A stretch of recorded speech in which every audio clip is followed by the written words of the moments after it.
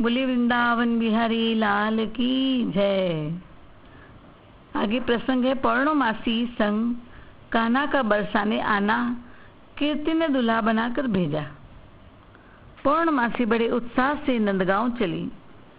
दरअसल वो प्रभु की अचिंत्य महालीला शक्ति ही है। वो जानती है कि राधा कृष्ण का धरती पर प्रकट विवाह संभव नहीं, गोलोक के श्राप के कारण। राधा की छाया का विवाह तो यशोदा के दूर के भाई संग माया में होना है, पर मेरे प्रभु श्री कृष्ण की इच्छा है कि मैं मेरी यशोदा मैया बाबा के मनोरथ पूर्ण करूं, और योग माया को खुद राधा कृष्ण की सदाई देखनी है। अतः प्रभु की इच्छा में उनकी इच्छा है। अतः बड़ी उत्साह से नंदगांव नंद भवन पहुंची। लाला द्वार पर ही मिल गए। साध्वी जी बोली, लाला अच्छी तरह कुशल तो हो? कृष्ण कहते साध्वी जी दंडवत स्वीकार करो। पौर्णमासी बोली, चिरंजीवी रहो। लाला कहो मेरे संग बरसाना चलोगे? कृष्ण कहते हाँ हाँ जरूर। साध्वी कहती है अच्छा तो लाला खूब सच कर चलो। कृष्ण कहते हैं मैं तो ऐसा ही अच्छा हूँ। साध्वी जी बोली, देखो लाला, पर तुम वहाँ चंचलता मत करना, सज्जन पुरुष का घर है, अच्छी तरह रहना, चलो बरसाना पहुँचना है। साध्वी सीढ़ी से ही पुकारती गई, रानी जू लाला आ गए, रानी जू लाला आ गए, रानी जू नंदलाल आ गए। कीर्ति रानी कहती अच्छा अच्छा आओ कुमार आओ, अच्छा सखियों आसन बिछाओ, आओ लाला बैठ जाओ। कृष्ण सखियों के सामने मुस्कुराते सिंहासन पर बैठ गए। कीर्ति सुंदर सुंदर झगुली टोपी आदि वस्त्र लाई, लाला को सजाने लगी। सखियों को मजाक सूझी, कहा रानी जू लाला तो कारा है। साध्वी कहती है सखी वो कारा नहीं जग उजियारा है। कीर्ति कहती है राधे को भी ले आई, दोनों को संग बिठाकर जोड़ी को निहारा। कीर्ति राधे को भी संग में ले आई, दोनों को संग बिठाकर जोड़ी को निहारा। कीर्ति भी वारी गई। श्री दामा सुबल वत्स चराने गए थे। वृष भानु भी बाहर कहीं थे। घर में महिला मंडल था, सबने अपने मनोरथ पूर्ण किए। कीर्ति ने कहा अच्छा सखियों अब इनको गारी दो। गारी गावे दे दे तारी हो व्रज की नारिया सुकुमार, तेरी बहिन छैल छिन गारी, हमारे श्री दामा सो यारी, तेरी बड़ी विनोदन ताई, जाकी सब जग करत हसाई। नंद नंदन तेरी बुआ सो करत झूठ के पुआ, गारी दे गावे दे दे तारिया हो व्रज की नारिया सुकुमार। नंद नंदन तेरी काकी सो तो काम कला में पाकी, नंद नंदन तेरी मौसी सो रहत सदा मन होसी, गारी गावे दे दे तारिया हो व्रज की नारिया सुकुमार। नंद नंदन तेरी मामी सो सब अव्वल में नामी, नंद नंदन तेरी दादी सो सदा फिरे उन्मादी, गारी गावे दे दे तारिया व्रज की नारिया सुकुमार। कान्हा बोले साध्वी जी मैं तो घर जाऊंगा। साध्वी कहती क्यों? कान्हा कहते ये सब तो हमारे परिवार के लोगों को गारी दे रही है, और आप भी तारी बजाए के खुश हो रही हो। कीर्ति और सखिया सब हंसने लगी। कीर्ति ने लाला को गोद बैठाया, कहा लाला ये तो मजाक कर रही है, जैसे तेरी मैया ने हमें गारी दी थी, तुम भी रोज बरसाने श्रीदाम सुबल और राधे संग खेलने आया करो। अब कान्हा खुश हुए, साध्वी जी के संग नंदगांव आए। नंद भवन में प्रवेश से ही यशोदा सामने मिली। बोली तुम कहाँ थे? मैं ढूंढ हारी। साध्वी जी कहने लगी वो मेरे संग बरसाना गए थे। यशोदा आश्चर्य से, बरसाना? कान्हा कहते हाँ मैया, वहाँ गए तो कीर्ति मैया ने ये नए वस्त्र पहनाए, गोदी बैठाया, फिर तो सब गारी गाने लगे, मुझे गुस्सा आया। ये साध्वी जी भी उनमें मिल गई थी। मैंने कहा मैं तो घर वापस जाऊंगा, तुम सब तो गाली देते हो।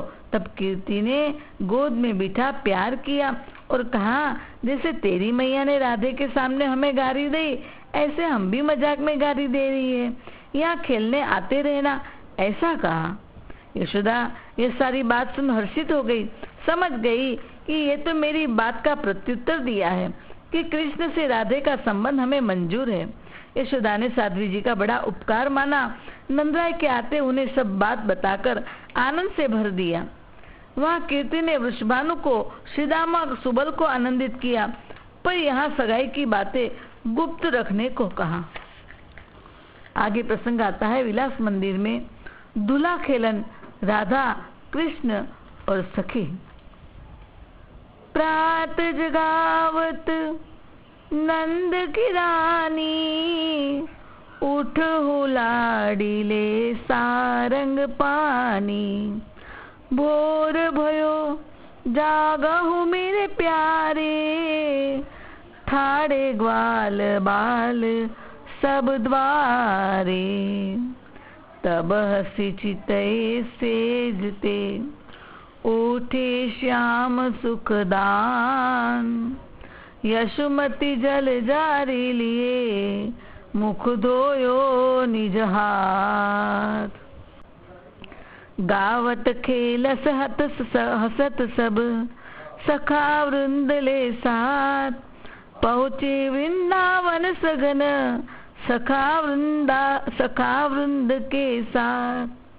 सखा कहते आज कहाँ वत्सचारण करेंगे? कृष्ण कहते बरसाना में। सब सखा एक साथ बोले जय हो जय हो। श्रीराम सुबल भी प्रसन्न हो गए। सब वेणु मृदंग आदि वाद्य बजाते हर फर करते हुए वत्स को हाँकते बरसाने के वन में पहुंचे। बछड़ों को घास चराने छोड़ा, स्वयं खेल में लगे। श्री कृष्ण ने बरसाने में आकर मधुर बंसी छेड़ी।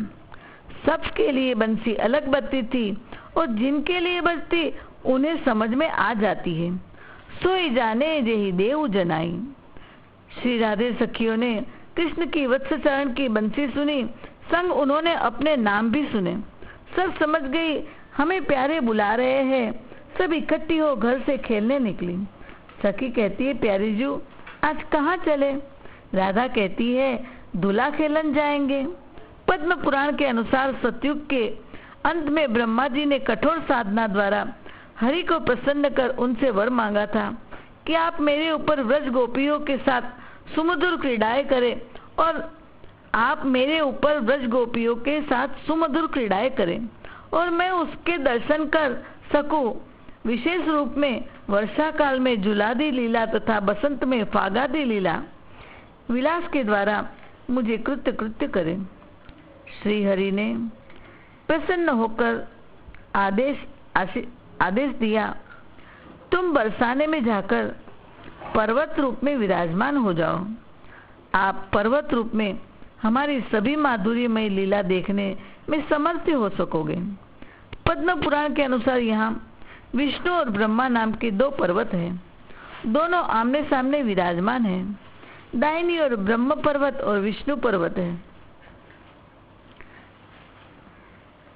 ब्रह्म पर्वत पर दान मंदिर, हिंडोला, मयूरकुटी, रास मंडल है। दोनों पर्वत के बीच सांकरी खोर है। उसी के पास में विलास मंदिर है। उसी के पास गहवर वन है और गहवर वन के भीतर रास मंडल और राधा सरोवर है। सांकरी खोर के पूर्व में विष्णु पर्वत है। उसके ऊपर विलासगढ़ है। उसमें रास मंडल तथा पास में राधा जी की दूली खेलन का स्थान विलास मंदिर है। आज राधा जो इसी दूली खेलन के स्थान पर सखियों के संग चली। सब वहां जाकर धूल में लौटने लगी। दौड़ लगाने एक दूसरे को पकड़ने लगी। सब मीठा मधुर हंस रही थी। सब घर से इसीलिए निकली थी कि कृष्ण वत्सचारण करने आए हैं। उन्होंने हमारे नाम बंसी में लिए हैं तो अवश्य वो आएंगे। ललिता ने एक सखी को पहले से ही खिसका दिया था, जिसने जाकर कृष्ण को बता दिया कि श्री जी अपनी सखी संग दूल्हा खेलन में खेल रही है, पर वे कहती थी तुम आओगे तो हम कृष्ण को आने नहीं देंगी। कृष्ण जानते हैं प्रेम की भाषा टेढ़ी होती है। आने नहीं देगी मतलब आने देगी, ना आने दे तो भी हमें गुस्सा आता है। कृष्ण सखाओं से नजर बचाकर मनसुख संग विलासगढ़ पहुंचे। दूल्हा खेलन स्थान 4 दीवार से चारों ओर से घिरा हुआ था। कृष्ण ने जाकर दरवाजा खटखटाया। बोले सखी द्वार खोलो, हम भी खेलेंगे। राधा और सखियों का ध्यान गया, सब हृदय में आनंदित हो गई, मगर प्रणय की मस्ती में थी। प्रणय भाव यानी लड़ाई झगड़ा, तो प्रणय भाव से आनंद रस में अधिक वृद्धि होती है। इसीलिए द्वार आकर ललिता बोली, श्याम सुंदर आप इस समय यहाँ नहीं आ सकते, हमारे बरसाने की राजकुमारी खेल रही है। मनसुख कहते हैं हमारे श्री कृष्ण भी किसी राजकुमार से कम है क्या? विशाखा कहती है राजकुमार हो गए अपने घर में, यह तो किशोरी जी का नगर है। प्यारी संकोचवश मुस्कुराती हुई खड़ी थी, बार बार अपने प्यारे को तिरछी नजर से देख रही थी। श्री कृष्ण भी लड़ाई सखियों के संग कर रहे थे, पर तिरछी नजर से बार बार राधे को इशारे से द्वार खुलवाने की प्रार्थना कर रहे थे। अब सीधे प्यारू जी से कहा, राधे जी आप ही ने कृपा करके इनको कुछ समझाओ कि दरवाजा खोल दे। सखिया कहती नहीं, हम नहीं हटेगी, जाओ क्या कर लोगे? मनसुख कहता है एक सखी से हट नहीं तो एक धक्का मारूंगा, 100 फीट उछल के गिरेगी। चल कन्हैया मार धक्का। देवता आकाश में से यह लीला देख रहे थे। योग माया ने उसी वक्त हरी इच्छा से जोरों की आंधी उठाने वायुदेव से कहा और वायुदेव प्रसन्न हो कृष्ण सेवा में घूमने लगे और सारा बरसाना धूल से व्याप्त हो गया। दूल्हा खेलन के स्थान पर तो बड़ी भारी धूल उड़ी थी। सब सखियों ने धूल से बचने के लिए अपने हाथों से आंख मूंद ली। कहीं भी कुछ सूझ नहीं रहा था, सब आंधी से उड़ी जा रही थी, गिरी जा रही थी। मनसुख चिल्लाने लगा, कन्हैया बचाओ बचाओ। किसी को कुछ समझ नहीं आ रहा था क्या हुआ क्या होगा। इस अवसर पर श्री कृष्ण ने मनसुख को धक्का मार अंदर धकेला और स्वयं किशोरी जी के पास पहुंच गए और आलिंगन कर चुम्बन करने लगे। श्री राधा अपने प्रियतम से मिल आनंद से भर गई, रोम रोम पुलकित हो गया। थोड़ी देर में आंधी रुकी। राधे श्याम आनंद विभोर होकर धूल में लौट रहे थे। दोनों को होश नहीं था। ललिता प्रथम उठी, उसने देखा तो क्रुद्ध हो बोली, हटो चलिया, ये क्या कर रहे हो? हमारी किशोरी जी को छोड़ो, क्यों सता रहे हो? कृष्ण बोले, अरे ललिते, आंधी में मेरी आंख मुद गई, मेरी आंख बंद हो गई थी। मुझे तेज हवा का धक्का लगा और मुझे पता भी न चला कि मैं कहाँ कितना दूर आकर गिरा। तो सोचा चलो आंधी आंधी का काम करे, हम लौटने का तो आंधी का काम करे, लौटने में आंख की क्या जरूरत।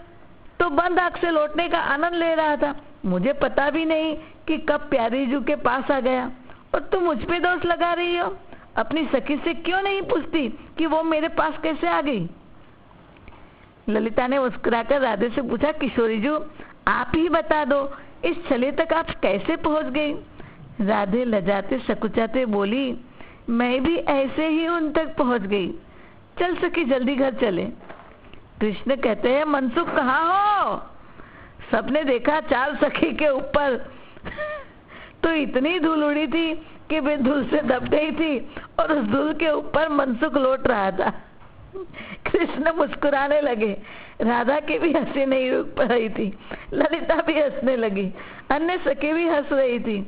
ललिता ने पास जाकर कहा, उठ सारे, मनसुख नीचे तो देख।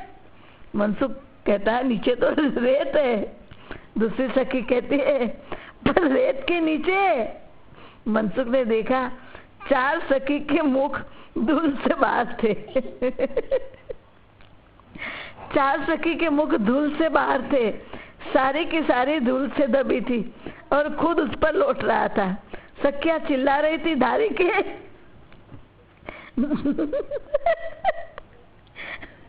धारी के उठ, जल्दी उठ। मनसुख संग सब सखा हंस हंस के लोटपोट हो गए।